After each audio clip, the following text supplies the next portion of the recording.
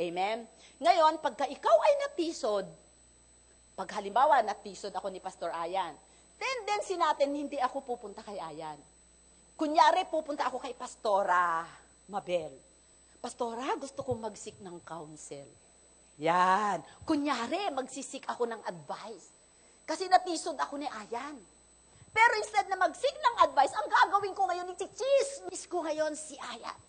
Sisirain ko siya. Amen? So that is called betrayal. Amen? Binetray ko ang aming relationship. Sinira ko, ibrinodcast ko lahat yung kahinaan niya at lahat ng kasalanan niya. Why? Because I cannot take revenge directly to him. Nagte-take ako ng revenge sa pamamagitan ng pagchichismis ko sa kanya, sa lahat ng makita ko. And then, because the roots of bitterness, dahil sa hindi ko masabi sa kanya yung inis ko, tapos ginatungan din ako ni Pastora Mabel, kasi meron din siyang offense, borrowed offense. Yan. So magkakaroon na kami ngayon ng hatred. Magkakaroon na kami ng bitterness. Pagka nagkita-kita kami, guess what? Masaya pa ba kami? Merong cold love. Cold war. Amen? Saan nagsimula? Isang offense. Ganyan sinisira ng dyablo ang buhay ng mga Kristiyano. At very successful dyan ang kaaway. Amen? Makikita ninyo yung mga offended. Dati nakaupo sa harap, ngayon nakaupo na sa likod. Dati, kung mag-praise and worship, ang lundag niya hanggang taas. Ngayon, nakaganyan lang. Maya-maya, wala na yon. Tapos, ang mukha, imbes na may glory, may brown out. Tapos iniiwasan ang lahat ng tao. Amen? Okay. So napaka-powerful, napaka-seryoso na trap na pakana o weapon ng ating kaaway. Kaya brothers and sisters, kailangang maunawaan natin ano ang offense, paano tayo mag-deal dito at paano tayo magkaroon ng unoffendable heart. 4 na bagay ang gusto kong i-discuss. Kung matapos ko, ha? Kung hindi, edi next time. Kung nandito, 4 na katotohanan, 4 truths about offense. Number 1, offenses are inevitable. Sabi sa Tagalog, hindi daw natin maiiwasan. Hindi maiiwasan. Number 2, Satan intends offenses for our destruction. Di ba sabi sa John 10:10, the thief, Satan, only comes to steal, to kill, and destroy. Nakawin niya ang iyong destiny. Nakawin niya ang iyong kagalakan. Steal. Nakawin niya ang pera mo, ang joy mo. To kill. Patayin ka niya. Una, in your spirit. Dahil nainis ka na, umalis ka na. Diba? Nagutom ang espiritu mo, nangalirang ka, namatay ka, nawalan ka ng source of life, namatay ka na rin sa physical. Bye-bye. Amen? Destroy. Wasakin. Nagwawasak yan ng relasyon. Unang-una. Relasyon sa Diyos, relasyon sa isa't isa. God intends offenses for our good. Walang nag-amen. Sabi sa Romans 8:28, all things work together for good to those who love the Lord. Pagkayan ay inalaw ng Diyos, dumaan sa kanyang kamay. At pagkayan ay dinala sa iyo, may layunin ang Diyos na may hinuhubog siya na bahagi ng iyong puso. Amen! Bakit napakadali mong ma-offend sa area na yon? Meaning to say, merong ginagawa ang Holy Spirit sa buhay mo. Amen? Pang-4, being offended is a choice. Pwede piliin na tanggapin mo ang offense o huwag mong tanggapin. Amen? I don't receive that. Amen? May mga tao na napaka sa offense, di ba? Kanya-kanyang personality kasi tayo. And anyway, so magsimula po tayo sa number 1, offenses are inevitable. Sabi po dun sa Luke 17:1-2, then he said to the disciples, sino ang yan? He, si Jesus.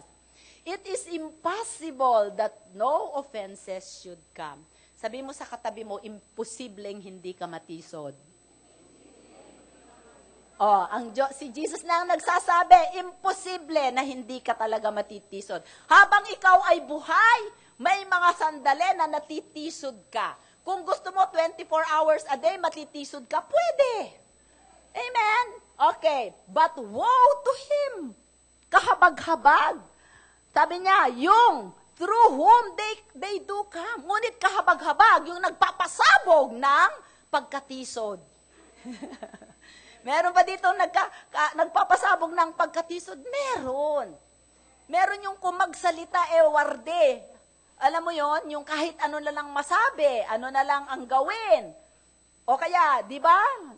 It would be better for him if a millstone were hung around his neck and he were thrown into the sea, than that he should offend one of these little ones. Ano ang madaling ma-offend? Yung bago pa lang sa Panginoon. Little ones. Yung hindi pa matatag ang pananampalataya. Yung kaboborn again pa lang. Amen? Diba? So, kung ikaw ang pananggalingan ng offense, sabi ng Bible, kumuha ka na raw ng bato na pinanggigiling. Diba? Ang bigat nun, nakakita na kayo ng bato na pinanggigiling. Dati sa probinsya, di ba? Ang bigat nun, itali mo daw yun sa leeg mo at ikaw ay lumundag sa dagat. Mas mabuti pa daw yun kaysa ikaw ang maging dahilan ng pagkatisod. Amen? Kasi kung ikaw ang dahilan ng pagkatisod, ikaw ang agent ni Satanas. Okay. So, napakahalaga, ito ang napakaraming na-offend is a sign of the last days.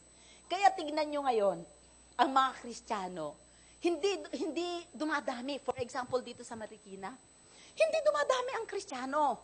Yung mga ibang mga taga-Rema nagpupunta dito dati ng Kristiyano. Na-offend sa kabilang church. Amen! Wala akong pinapatamaan dito, pero totoo. Kaya tayo dito sa Rema, sinasabi natin, iba naman yung talagang pinadala dito ng Panginoon. Amen? Kaya sinasabi ko, kumuha po kayo ng release paper. Kasi pagka kumuha siya ng release paper sa pastor niya, meron silang time na mag-usap dalawa. Then, dun sa pag-uusap, meron silang nasisettle. There was a time na buong worship team ng isang church nandito. Kinabahan ako. Tapos sabi ko, bakit? Puro worship team. Yung pala, pinapuntahan ko, doon sa isang pastor natin, kinausap yung pastor, nag-set sila ng meeting, nakabalik sila uli doon. Meron lang tampuhan. Amen? Okay. So, napakahalaga na kung ito ay signs ng last days, marami talagang ma-offend. Okay. Sabi po doon so habang tayo'y buhay, matitisod tayo. Proverbs 18:19, a brother offended is harder to win than a strong city. And contentions are like the bars of a castle. So lalo na kung ang na-offend mo o natisod mo ay kapatid, ay sos, napakahirap pagwagiang muli. Halimbawa, ang asawa mo, ang tagal mong pinag-pray na pumunta dito, nagpunta dito. Natisod, napakahirap mong pabalikin. Amen? Kaya mag-ingat tayo na hindi tayo ang nagiging dahilan ng katitisuran. Kaya napakaseryoso po ang offense. Amen? So, na-offend tayo sa mga minor na mga issues. Katulad ng pagpasok doon sa hindi mo nabate, offended na yon. O yung pagpasok dito, sa sinasabihan namin yung mga ushers, sister, kayo na mga ushers, yung mga upuan sa harapan, yun muna ang paupuan nyo. Halimbawa, ikaw yung natipuhan. Ayoko nga umupo doon sa harap Bakit? Sino ka ba? Na-offend. O, hindi na bumalik. O kaya, nag-preach si pastora.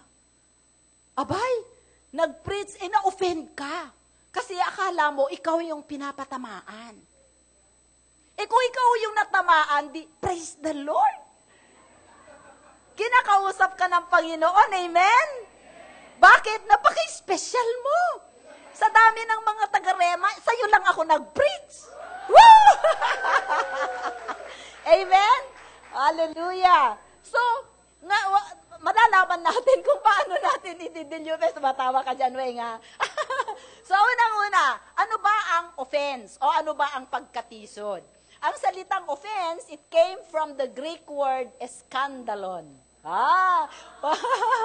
At pinagmulan ng salitang scandal. Amen. If you are causing an offense, you are causing an scandal.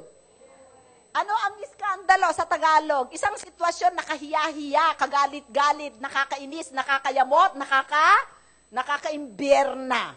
Bonggang-bongga. Di ba? So, nakakaimbernang bonggang-bongga. It means a snare, o bitag, anus, silo, or a trap, atibong. O, ano pa? Patibong, silo, di ba? Bitag. So, ang offense daw ay bitag ng kaaway. Kahapon ng Biyernes, nandun kami sa Real. Kami ay nag-fish. Di ba meron kaming patibong yung ano? Pagka nandun na yung fish, nakagat na niya yung ano, hindi na siya makawala doon. Kung tayo ay tinanggap natin ang bitag ng kaaway, hindi ka na pwedeng gumawa ng mabuti. Kasi ikaw na ay nakakulong, kontrolado ka na ng dyablo to do his will. Amen? Ay, hindi. Ano ako, intelihente ako na tao, na-offend ako talaga, pero wala ka na talagang kawala. Amen? It also means something that makes someone to stumble or fall into a scandalous act. So, stumble. Okay. Alam nyo ba, ang mga tao, hindi sila nai-stumble sa malalaking bato. Sila ay nai-stumble sa maliliit na bato. Amen? Kaya napakahirap mo ma-discern na na-stumble ka pala kasi maliliit na bagay ang pinagmumulan. Amen ba? Konting bagay lang, hindi pa nagpatawad. Amen. Umutang sa'yo ng 5 piso. 3 taon na, hindi ka binayaran hanggang ngayon. Big deal yun sa'yo. Diba? Small things become big things with people of small minds. Tama? Yung isang maliit na bagay, malaking bagay sa isang tao na maliit ang isip. Kaya ang tawag nila utak, biya. Diba? Okay, patawarin mo na. Okay, amen. Okay, so generally, it means to feel annoyed or hurt by something or what someone did or said. Minsan, bakit ganun ang tono niya? Hindi naman yun ang tono ng kanta, nakakainis. Ba't na niya binabago? Diba, yung maraming mga bagay na pwede tayong mainis. Diba? Okay. So, kayo iniisip na ninyo, kailan ba ako na-offend? Okay. So, maraming mga tao, great men and women of God, lost their destiny because of offenses. Mamaya pag-uusapan natin yan. Pero tingnan muna natin, ano-ano ang mga uri ng offenses. Number 1, there's a real offense. Talagang sinasadya ka talaga na i-offend. Amen? So parang yung kung sa mga bata, tinitrip ka talaga. Yan, ginaganyan ka, no? Tingnan ko ako ano magiging reaction. Totoo, they purposely hurt you. May mga ganon. Number 2, accidental offense. Katulad nung nagpipreach ako dito, hindi na, aksidente lang, o kaya nagjo-joke ako. Hindi naman yung ibig kong sabihin, pero na-offend ka. Accidental yon. Di ba? Hindi mo naman talaga sinadya, na-offend ba kita? Sorry. Di ba? So, importante, malaman nung tao na hindi talaga niya intention na ikaw ay tisurin. Pangatlong, imaginary offense. Yan, inisip mo lang. Bakit kaya ganun ang itsura ni Sister Tina? Siguro, inaano niya ako. Sabi niya, kala mo naman kung sino. Hindi ka nga niya nakausap. Na-offend ka na. Mukha pa lang yun.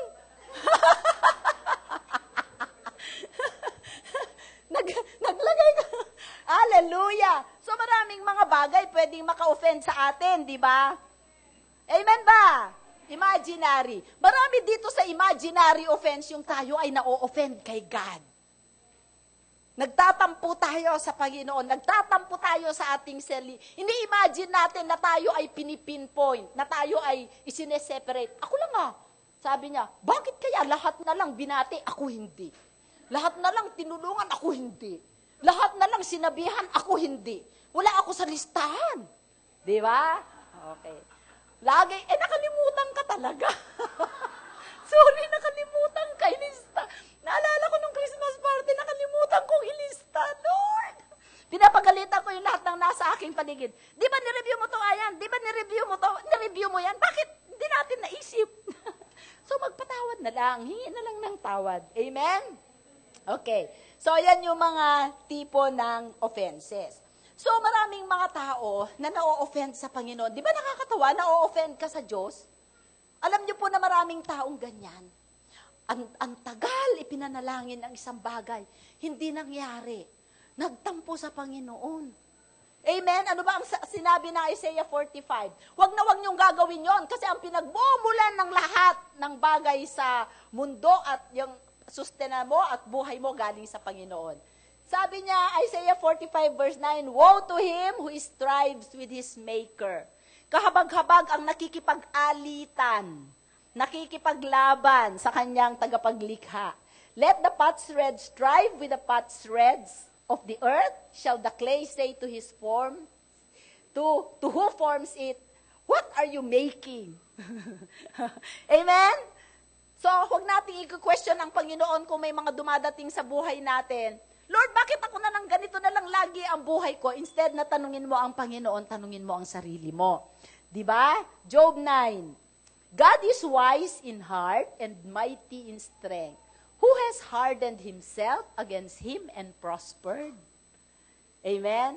Ang hindi natin nare-realize kung tayo ay tinawag ng Panginoon sa isang iglesia katulad ng Rema.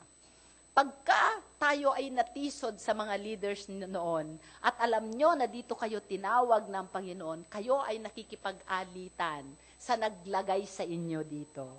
Sabi niya, who has hardened himself against him and prospered? Amen? Okay. So, tingnan natin. Next na slide tayo, sister. So, alam natin that offenses are inevitable. Dadating at dadating yan. Pwedeng magbula sa mga... Ang nakakaano doon ay ang offenses karaniwan nagmumula sa mga tao na malapit sa atin. Yun sa mga tao na ating tinitingala. Pwedeng mula sa magulang, mula sa best friend, mula sa kaibigan, mula sa churchmate, mula sa leaders, at mula sa Diyos. Amen? So, pwedeng totoo, pwedeng sinadya, hindi sinadya, pwedeng... Meron pang isang klaseng offense, yung borrowed offense. Amen? Ano yung borrowed offense? Halimbawa, ako ay nagtampo kay Ayan. Tapos nag-seek ako ng counsel kay Pastora Mabel. Pero hindi naman pala ako nag-seek ng counsel, kundi ibinuga ko lahat ng ibinuga yung aking pagkatisod sa kanya. Aba, pati si Mabel, bandang huli natisod na rin kay Ayan. Okay? Hiram na pagkatisod. Okay, next. Pangalawa, Satan intends offenses for our distraction. Sabi po sa Matthew 24:10-12, and then many will be offended, will betray one another, and will hate one another. Then many false prophets, so yung binasa natin kanina, pansinin ninyo na pagka ikaw ay na-offend, it will lead to betrayal. Pagka ikaw binitray mo yung isang tao, nasira na yung relasyon nyo. Tapos nagkakaroon na ngayon ng hatred. Pagka maroon ng hatred ngayon, magkakaroon na kayo ng cold love. Nagkaroon na kayo ng cold love, nagkaroon na ng root of bitterness. Pagka nagkaroon ng root of bitterness, sabi sa Hebrews 12, verse 14-15, it will defile many. Pagka nagkaroon na, halimbawa, dito sa church nang galing yon, magkakaroon na ng divisions. Magkakaroon na ng church split. Amen? So, masisira na ngayon ang church, masisira na ngayon ang destiny. Bakit? Yung mga tao na kumagat sa offense, sabihin mo, huwag kang kumagat. Hindi na nila alam, they are totally overpowered by the devil. Nakatali kasi nga, nakabitag ka na eh. Pwede ka pa bang lumabas? Kung hindi mo pipiliin na lalabas, hindi ka na makakalabas. Palalim ka na ng palalim. Okay, next. So, tingnan natin, next na verse. Biblical examples of people who got offended and who lost their destinies. Amen? Nawalaan ka. Number 1, tignan natin si Absalom. Kilala nyo si Absalom? Mahaba kasi yan eh. Basahin ninyo kung may time kayo. 2 Samuel 13, verse 1 to 20 hanggang 32. Ganito po ang kwento niyan. Yan. Si Absalom ay paboritong anak ni Haring David. Siya ay gwapo, siya ay matipuno. Actually, siya ang nangagaw ng ni Haring David. Okay. Meron siyang kapatid na maganda, si Tamar. Okay. Meron silang half-brother, ang pangalan ay si Amnon. Okay? Itong si Amnon ay sobrang nahaling, infatuated siya kay Tamar. Okay? Isang araw, dahil sa kanyang sobrang infatuation, ay sinabihan siya ng kanyang kaibigan si Jonadab, na gawin mo to, sabi niya. So, may sakit ka. Sabihin mo sa hari, hingin mo sa hari, kay Haring David, na si Tamar ang mag-alaga sa'yo at magpakain sa'yo.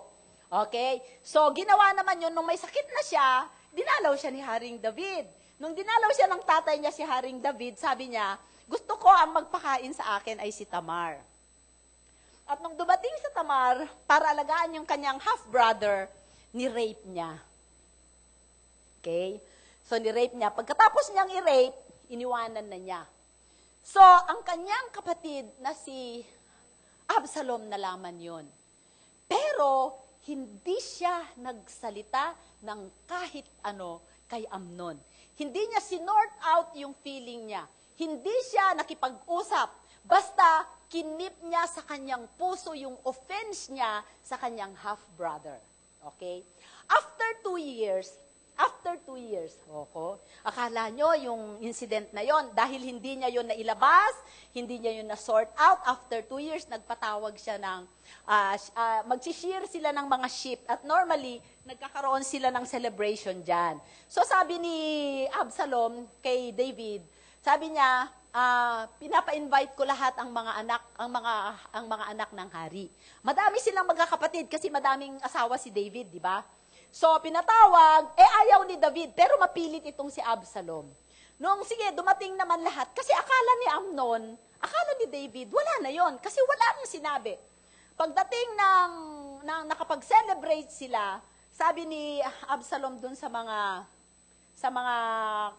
sundalo niya, pagka nalasing na si Amnon, patayin nyo. Okay?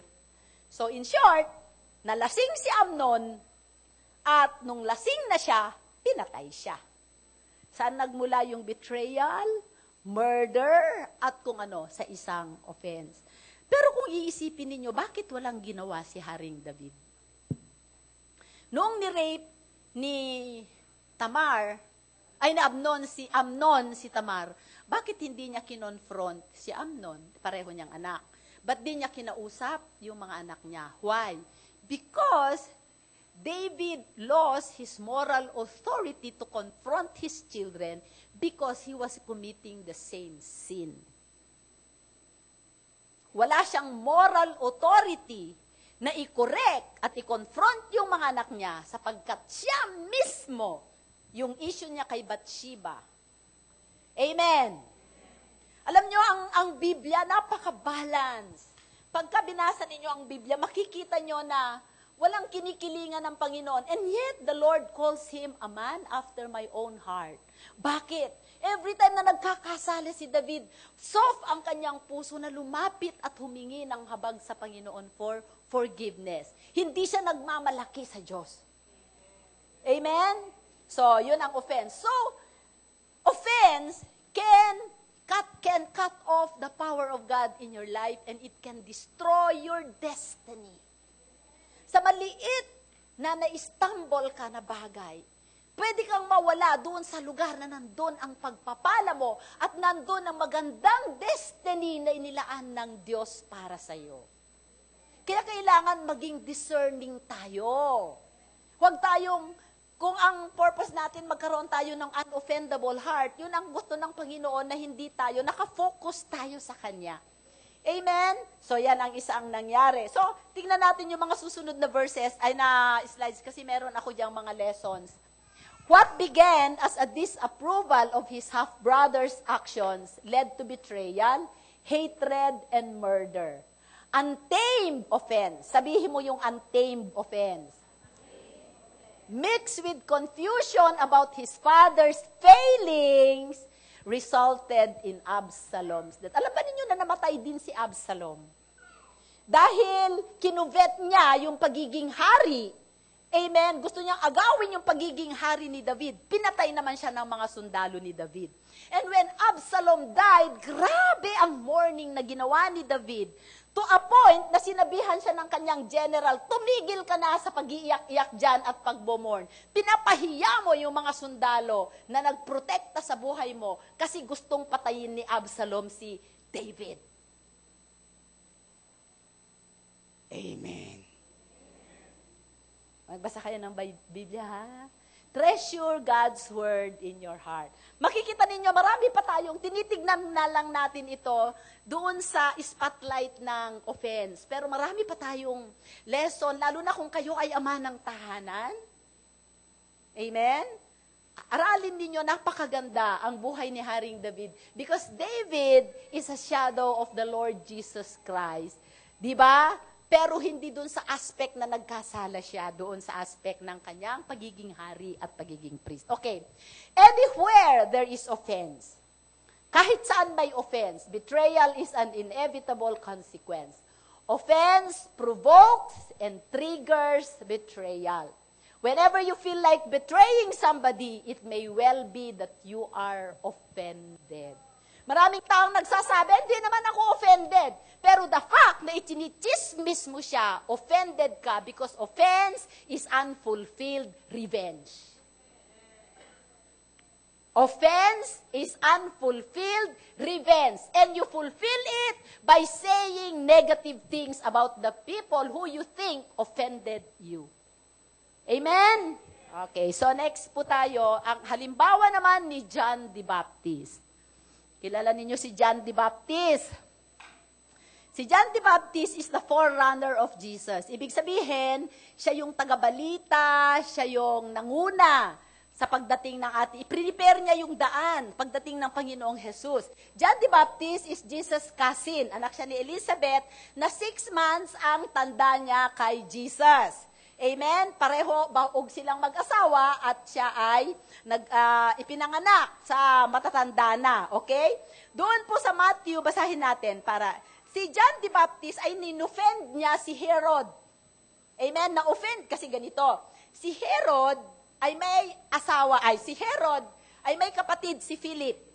Yung asawa ni Philip, si Herodias, maganda. At itong si Herod ay inaasawa rin niya si Herodias. Si Herodias ay may anak, si Salome. Okay? Ngayon, nung nalaman ni John the Baptist na nag-adultery itong si King Herod, kinonfront niya. Hindi tama na kinukuha mo yung asawa ng kapatid mo. Na-offend itong si King Herod. Kaya nung nag-party sila at nagsayaw-sayaw si Salome doon sa kanyang party, natuwa si King Herod at tinanong si Salome, dahil sa napakagandang sayaw mo, ano ang gusto mong ibigay ko sa iyo? Sabi na, do you want a third of the kingdom? Sabi ni King Herod. Tinanong ni Salome ang kanyang nanay, si Herodias, dahil na-offend din siya kay John the Baptist. Hingin mo ang ulo ni John the Baptist.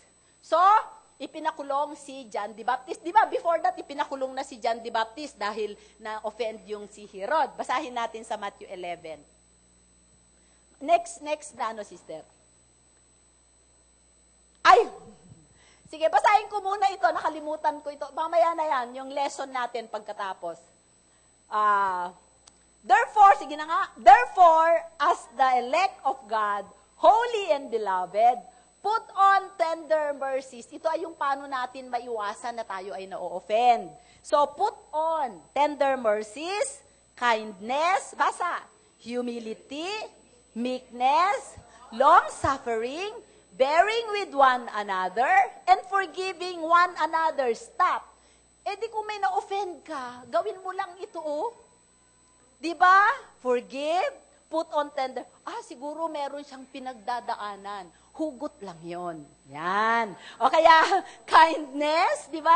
Humility, diba? Meekness, long-suffering. Hayaan mo na. Kahit na-offend ka, hayaan mo na. Di ba? Paunawain mo na lang. Bearing one another and forgiving one another. If anyone has a complaint against another, even as Christ forgave you, so you also must do. But above all these things, put on love, which is the bond of perfection. Mahalin lang natin ang isa't isa. Wala nang offense. Okay, next. At ito naman si John the Baptist. Okay? Sa Matthew 11:2-4, dahil nung nakulong na si John the Baptist, hindi pa pinupugutan ng ulo. Ina-expect ni John the Baptist, kasi alam niya, ang pinsan niya si Jesus is the Messiah.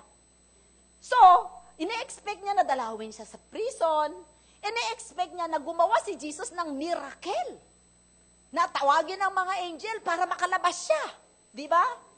Pero, ang nangyari, instead na puntahan siya ni Jesus, si Jesus nagpunta sa Galilee. Okay, ito ang Jerusalem. Dito nakakulong si John the Baptist sa Jerusalem. Nandun ang bahay ni Herod. Si Jesus, imbes na pumunta sa Jerusalem, pumunta siya sa Galilee.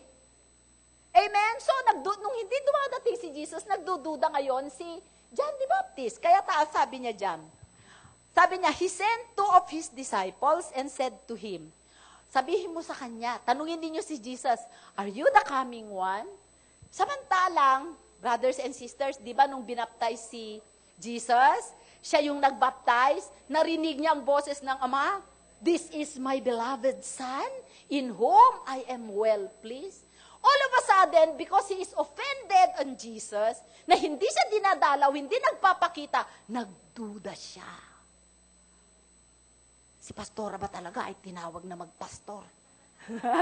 Di ba babae yan? Pwede ba babae? Yan, example lang, di ba? Sabi niya, are you the coming one or do we look for another? Jesus answered and said to them, go and tell John the things which you hear and see. Next. The blind see and the lame walk, the lepers are cleansed and the deaf hear, the dead are raised up and the poor have the gospel preached to them. And blessed is he who is not offended because of me. Amen? Ang sabi ni Jesus sa tao ni John, sabihin mo ang mga bulag nakakakita. Sino ang makakagawa nun kundi ang Diyos?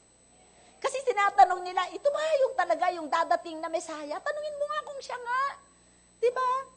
Nakakalakad ang mga lumpo. Nakakakita ang mga bulag. Nabubuhay ang mga patay. Sabihin mo sa kanya, pinagpala siya na hindi natitisod dahil sa akin. Marami sa atin ang natitisod tayo sa Panginoon. Lalo na pagka sinabi ng Panginoon na gusto mong maging kawangis ko, alisin mo tong kasalanan na to. I-forsake mo yung ugali mo na yan. Lord, alam mo naman, ito na lang talaga ang aking. Diba? Nakikipag-reason out ka pa. Amen? So, sabi natin dito, John's offense kept him from his deliverance. Tandaan ninyo, offense is a spirit. And every time you harbor offense in your heart, it will block all the blessings coming into your life. No matter how much you exert effort and strive, kaya ko to, in the physical and in the natural. If you are keeping that offense in your heart, remember that all blessings come from the Spirit. So, blessing blocker. Mapapansin mo, mawawalawat, kung ano ang meron pang konti na meron ka, binigyan mo ng entrance ang dyablo para nakawin pa yung kakaunting meron ka. Because of the offense. Okay? Tapos sabi niya, offense can destroy one's destiny. Amen? Number 2, offense has no respect for royalty or status. Huwag mong sabihin ikaw ay presidente, senador, hari, pastor, bishop. Kung ikaw ay na-offend, walang respect yan sa position mo. Amen? Okay. Bakit? Sa leader ako Hindi ako pwedeng ma-offend.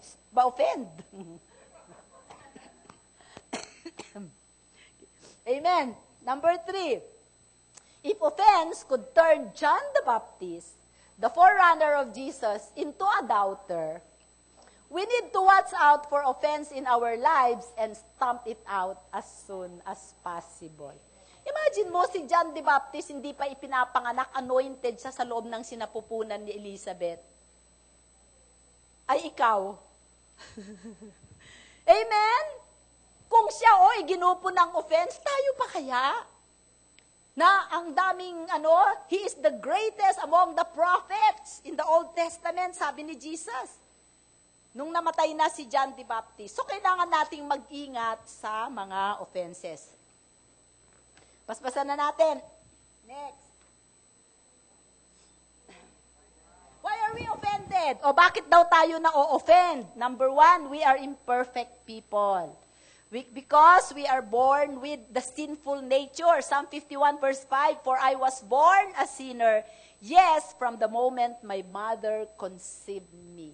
Yung nature na yan, although nung dumating ang Panginoong Hesus sa buhay natin, wala yan, pero yung trace niya naiwan sa ating kaluluwa. Amen? So, kailangan i-wash natin yung ating kaluluwa ng salita ng Diyos. Okay? So, yung iba sa atin may daladalang bitterness. Yung dala sa atin may daladalang unforgiveness. Lagi tayong maraming pinaghuhugutan sa lahat ng mga bagay. Hugot sa ganito, hugot sa relasyon kay ganyan. Marami tayong pinagdaanan, nagkaroon tayo ng bitterness, unbelief, fear, limitations, intimidations, lahat-lahat. Tama ako?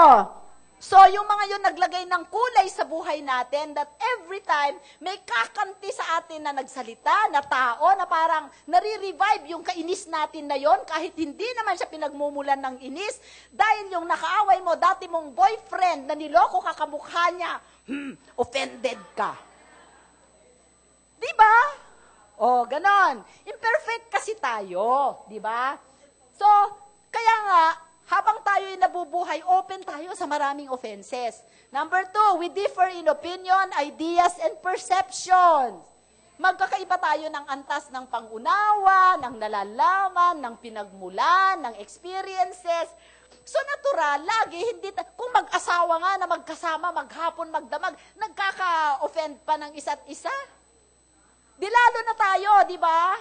Magkita lang tayo once a week, twice a week. Di ba? Tama ba yon? Pangatlo, we lack the fruit of the Holy Spirit. Hindi pa tayo perfect. Nag-aaral pa lang tayo, yung iba atin. Hindi nga alam natin ano ba yung bunga ng banal na Espiritu. Alam nyo? Love, joy, peace, patience, goodness, kindness, long-suffering, gentleness, di ba? Lahat ba tayo? Perfect na tayo doon? Pero yun ang goal natin. Di ba? Next. Next slide. Number 3, God intends offenses for our good. Yan. Di ba? Sabi sa Bible, Romans 8:28, and we know that all things work together for good to those who love God. Only to those who love God. Kung hindi mo mahal ang Diyos, hindi yun, pagka na-offend ka, hindi yan mag-work ng good para sa'yo. To those who are called according to His purpose. Ano ang purpose? Becoming more Christ-like. Di ba? Kaya pagka dumating ang offense sa buhay natin, ititignan mo, tatanggapin ko ba ito? I-reject ko ba ito? Anong opportunity? Anong gustong hubugin ni Lord sa buhay ko? Di ba? Okay. So, alam nyo, sige, bago tayo dyan pumunta. Doon muna tayo sa number 1. Ang pinakamagandang example nito ay si Joseph. Joseph the Dreamer. Di ba? Si Joseph the Dreamer, bata pa lang siya, binigyan siya ng Panginoon ng pangitain. Na isang araw, he will rise up above his brothers. At yung pangitain na yun, 2 beses na napanaginipan niya yon, ipinagmalaki niya sa kanyang mga kapatid. And because of that, the brothers ridiculed Joseph.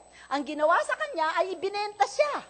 Di ba? Kinidnap siya, ibinenta siya na maging alipin at siya ay napunta sa sambahayan ni Potiphar. Doon sa sambahayan ni Potiphar, pinagpala si Potiphar, na-bless siya, napakagaling ni Joseph na isang alipin, ngunit na-in-love sa kanya yung si Atipar. At siya ay na-accuse ng rape. So dahil siya ay, in-accuse siya ng rape, kahit hindi naman totoo, siya ay nakulong. Diba? At doon sa kulungan, nag-excel si Joseph dahil hindi niya tinatanggap ang mga offenses. Amen? Kahit anong dumating sa buhay niya, hindi niya yung tinatanggap. Joyful pa rin siya, nag-e-excel pa rin siya, kaya nasa palasyo siya ni Pharaoh, kaya nasa kulungan siya pa rin ang the best. Amen? So, isang araw, he was vindicated. Diba? Dahil siya ay vindicated, dahil dun sa panaginip naman ni Pharaoh, na 7 mapapayat na baka at 7 matatabang baka, basahin nyo ang inyong Biblia. Amen?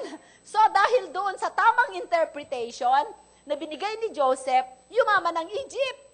At nung pagdating ng famine, sila lang ang may pagkain. At ito ngayon, mga kapatid niya na nagbenta sa kanya, nalaman nila na maraming grain sa Egypt, pumunta sila para bumili ng pagkain.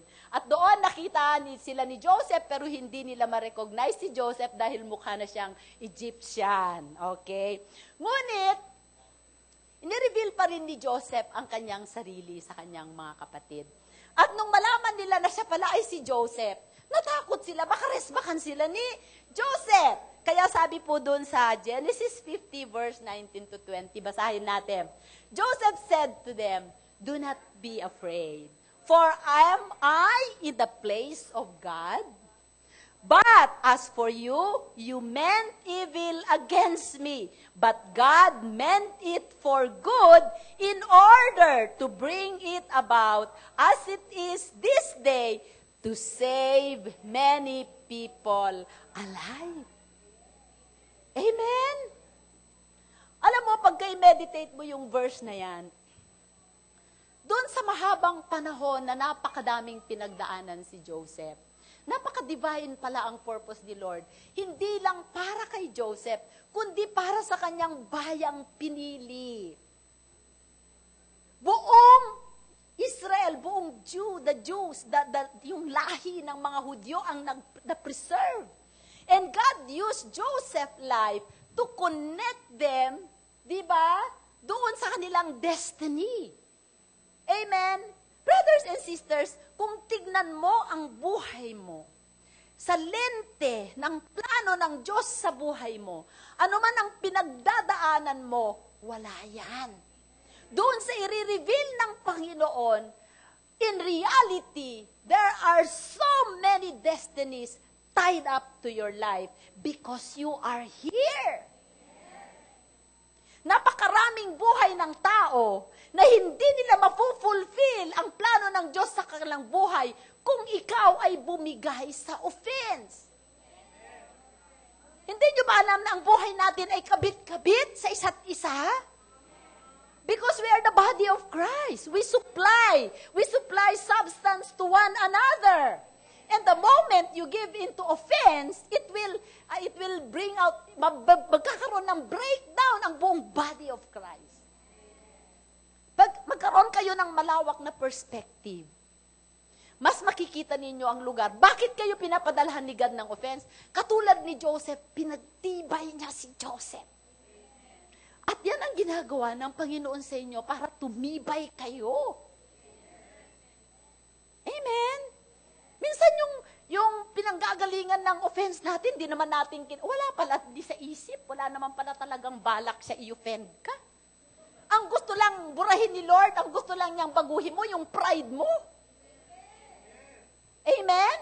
Na marunong ka dapat magpakumbaba. Yes. Ano ba ko? Woo! Lakpakan natin ng Panginoon. Amen. At marami dito sa Rema, survivor. Kaya nandito. Yung iba bumabalik. Amen. Next.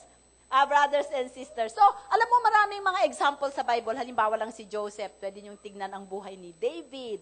Napakarami. Makikita ninyo. Wala tayong time eh. Kung magsisiris sana tayo, pero nagsisiris tayo ng iba. Number 4, the last one, being offended is a choice. Okay. Bakit? Pagka may tao, you feel offended, na-hurt ka sa comment, sa narinig mo, pwede mong hindi tanggapin. Hindi ko yan tinatanggap. Kilala ko yung tao na yon. Kaibigan ko siya. Hindi niya yung sasabihin. Amen? At para makasiguro ka, puntahan mo siya. Huwag mo siyang ichismis. Amen? Bakit? Psalm 119 verse 165, great peace have those who love your law, and nothing causes them to stumble. Walang makakapagtisod sa kanila. Amen? Okay, next. So, how to respond when offended? So, pwede nating, number 1, don't take it. Sabi mo, huwag mong tanggapin. Don't take it! Don't take it! Alam mo, nakakatawa ang tao. Halimbawa, sa birthday mo, regaluhan kita, ha? So, niregaluhan mo, mga close sa'yo, mga kamag-anak mo, close na. Pagka ayaw mo yung regalo, ayoko yan, palitan mo yan, ayoko yung regalo na yan, ito gusto mo regalo, di ba? Di ba, ganun, di ba? Meron akong kilalang tao, piliin mo na kung gusto mong regalo, ito gusto ko, ayoko yan. Meron akong kilalang taong ganun. Pumipili ng regalo. Yung offense, pagka binibigyan tayo, instead na i-reject natin, tinatanggap natin. Samantalang mas seryoso ang consequence niyan sa buhay natin, di ba? Huwag nating tanggapin. Sabi sa John 16:1, these things I have spoken to you that you should not be made to stumble. So pagka kayo ay natitisod, seek God through His Word and find out what He is teaching you in this situation. Maraming pagkakataon magtika ka, Lord, bakit ito? Kung totoo man yun na sinabi niya, I will not take it against that person. You are teaching me something. Ano yung itinuturo mo sa akin, Panginoon? And oftentimes, the Lord wants our carnal nature to be dead. Yun pala, pinapatay. Alam mo ba pinapatay pala ni God ang iyong carnal nature. Alam mo yung carnal nature, minsan ayaw nating magbigay. Pinapatay niya, ayaw nating magparaya. O kaya yung feeling natin na tayo lang ang marunong. O tayo lang ang tama. Di ba? Yun ang pinapatay ni God. Kasi alam mo, we are dead in our flesh. Yun ang gustong makita ng Panginoon. Alam mo, hanggat hindi tayo patay sa ating buhay at sa ating carnal nature, hindi po pwedeng mabuhay ang buhay ng Diyos sa atin. Meron ka bang nakitang patay na sa kabaong? Halimbawa, yung kanyang namatay na ang pride. Pagka sinabi mong, ang pangit mo sa kabaong, tatayo yun. Ano sinabi mo? Pangit ako? Meron bang ganon? Ha? May kabaong, halimbawa, na namatay na yung kausap, sinabi mo sa kanya, ikaw talaga bobo ka, wala talagang pakinabang sa'yo. Tatayo yung kabaong. Ano sinabi mo? Boy mo yung sinabi mo. Ganyan ang offense. Pagka nagre-react ka pa sa offense, ibig sabihin, hindi ka papatay sa iyong sariling buhay. Amen! Minsan niisip ko, the Lord wants to kill me. Pinapatay ng Diyos kakuriputan mo, minsan. Di ba? Isipin nyo. Isipin nyo yung mga tinuturo ni God sa buhay nyo. Okay. So, next. Number 3. Hindi pa tapos tayo sa number 3. Respond quietly because Proverbs 15:1 tells us, a soft answer turns away wrath. Amen? Kung yun ay talagang sinadya na offense at ikaw talaga ay ipahiyain, huwag kang mag-flare up. Sister, anong sabi mo? Salbahe ako. Anong sabi mo? Mandaraya ako. Pakiulit mo nga, parang iba ang pakinig ko, okay? Number 3. Alam mo, ang daling sabihin to, pero ang hirap gawin. Di ba? Okay, number 4. Never seek to offend back. Huwag kang bumawi. Amen? Woe unto the person through whom offense came. Okay. So, huwag kang babawi, ipag-pray mo. Amen? Move away from the offender. Baka naman mag-isa ka na lang. Lahat na, iniwasan mo na. Kasi yung pala ikaw ang talagang nakaka-offend. Amen? Without any hatred in your heart. Diba? Iwasan mo na muna siya, pero huwag kang maglagay ng galit. Number 6, guard your heart with all diligence because out of it are the issues of life. So, bantayan ang puso kasi ang ating goal ay magkaroon tayo ng unoffendable heart. Walang nag-amen? Okay, next. Steps in possessing an unoffendable heart. Ito na tayo magtatapos. Number 1, humility. Pagka tayo ay na-offend, instead na tignan natin yung tao na pinagmulan ng offend, examine kaagad natin ang ating sarili.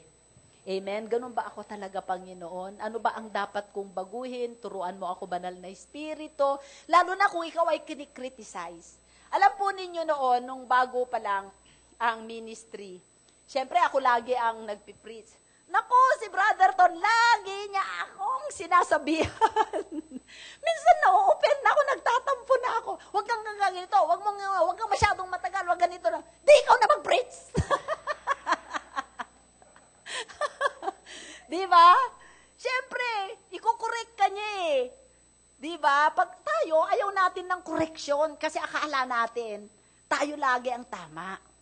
Di ba?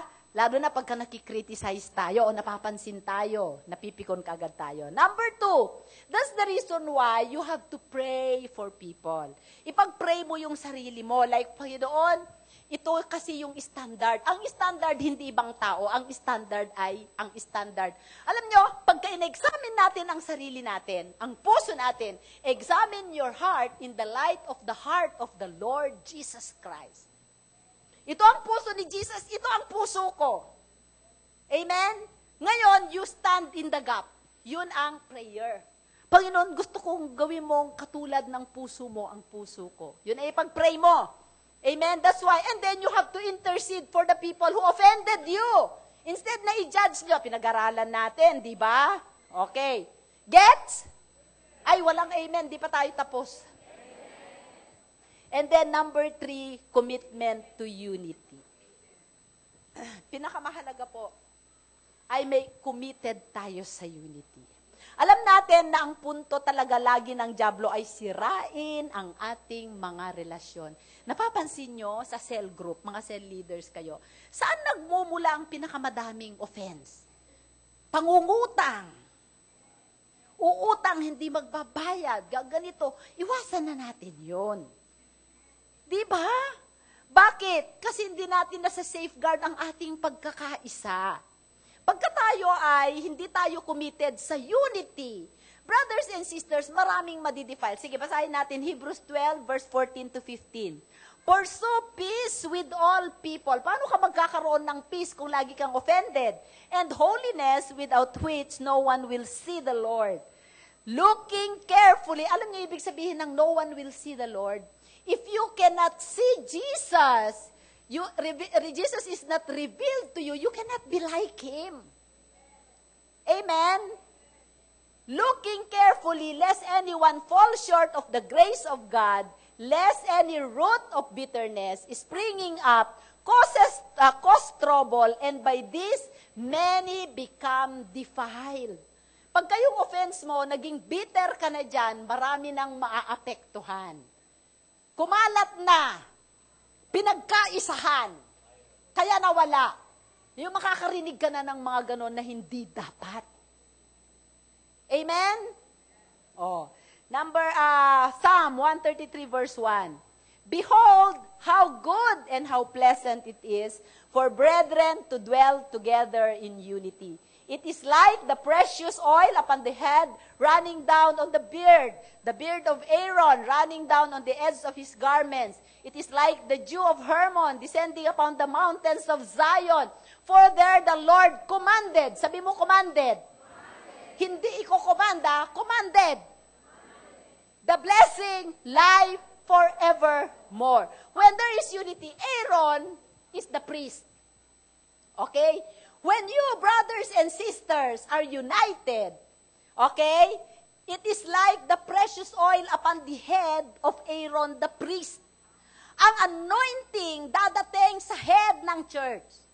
Magfo-flow hanggang sa garment, hanggang sa inyo. And the anointing is precious.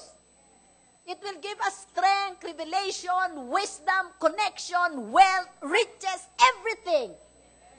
But if that unity is destroyed, walang anointing. Nakakita ka ng church na divided, walang anointing. Nothing is happening, no healing, no transformation, no prosperity, nothing, dry, dead. And then sabi niya, running down on the edge of his garments. Sa lahat ng mga leaders, sa lahat ng mga ministers, sa lahat ng mga members, nagpo-flow yung power ni God. Amen? It is like the dew of Hermon descending upon what is the dew of Hermon? Yung ano ang dew sa Tagalog? Ang hamog, it refreshes you. That is the Word of God. There is so much revelation in the Word of God, the dew of Hermon, that it refreshes people. It gives them revelation. It gives them strength. Amen? Pumunta ka sa divided na church, walang revelation ang Word. There is no freshness. There's no creativity. There's no strength. Amen? Descending upon the mountains of Zion. Zion is the church. Amen. For there, in unity of the brothers, the Lord has already commanded the blessing. Hindi pa siya magkukommand. Once the Lord sees unity, the blessings are already commanded. It's just for the taking. Taking. Amen? At yun ang sinisira ng kaaway sa pamamagitan ng maliit na offense. You can make a decision today not to be offended. Love is courageous.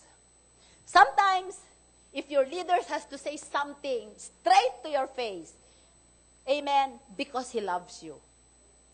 Hindi mo pwedeng, the Lord disciplines those He loves. Amen? Kung hindi tayo mahal ng Panginoon, hindi niya tayo i-discipline. Kung hindi ko kayo mahal, hindi ko kayo sasabihan kung ano ang tama. Amen? You want the anointing to flow? You want the word to be a refreshing to you every time? Then, you have to take care of your heart that you are not offended. Tayo pa itumayo. Hallelujah. Thank you, Lord. Worship team, halinga kayo. Let us minister to the congregation in songs. Your heart is very critical. Kung meron tayong unoffended heart, patuloy tayo na magiging kawangis ng ating Panginoong Jesus. Pliable, soft, trainable, and treatable by the Lord. Hallelujah. Thank you, Lord. Aming Diyos, taas po natin ang ating mga kamay. Hallelujah. Thank you, Jesus. Salamat po sa iyo, O Diyos.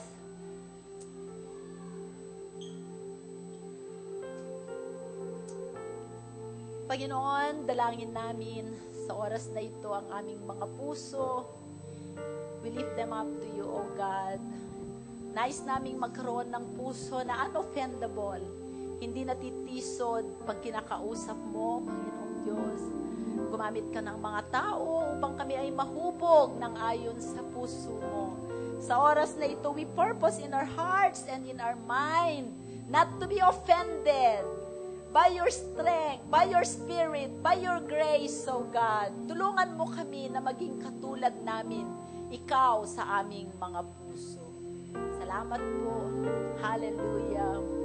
Come on, let's just worship the Lord and we commit to Him our hearts this morning.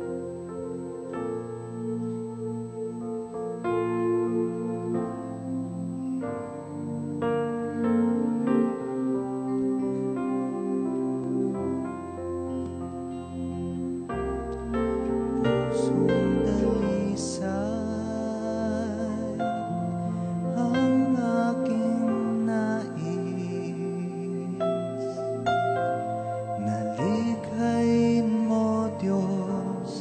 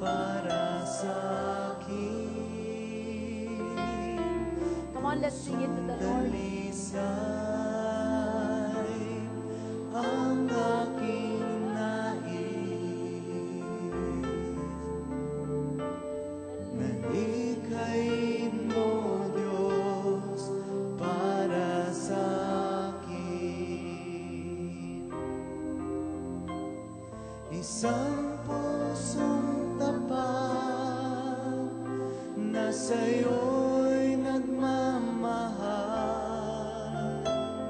Isang pusong sa'yo'y walang alinlangan. Isang pusong itinitibok na ika'y parangalan. Handog ko ay papuri sa'yo lamang, Jesus. Isang pusong tapat na sa'yo'y nagmamahal. Isang pusong sa'yo'y walang alinlangan.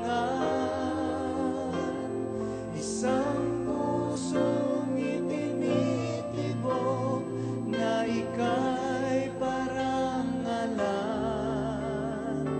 Handog ko ay papuri sa'yo lamang, Jesus.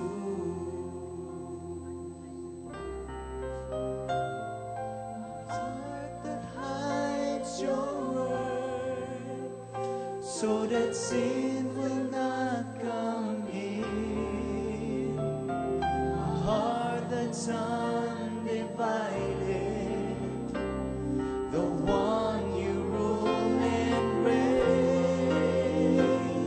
A heart that beats compassion, that pleases you, my Lord. A sweet aroma of worship that rises to your throne. Heart that hides your word, a heart that hides your word, so that sin will not come in. A heart that's undivided, the one you rule and reign. A heart that beats compassion, that pleases you, my Lord. A sweet aroma of worship that rises to your throne. A heart that hides your word, a heart that hides your word, so that sin will not come in. A heart that's undivided, the one you rule and reign. A heart that beats compassion, that pleases you, my Lord. A sweet aroma of worship that rises to your throne. Salamat, O Diyos, sa puso na hindi natintisod, Panginoon. Pusong tinataguan ng lahat ng iyong salita. Pusong buong buo para lamang sa iyo, O God. Ito ang desire namin, Panginoon. Help us today, Holy Spirit, by your grace, to make us, O God, possess an unoffendable heart, that we can give it back to you as our offering of worship. Salamat po. Ito ang aming dalangin sa ngalan ni Jesus. Ang lahat ay magsabi ng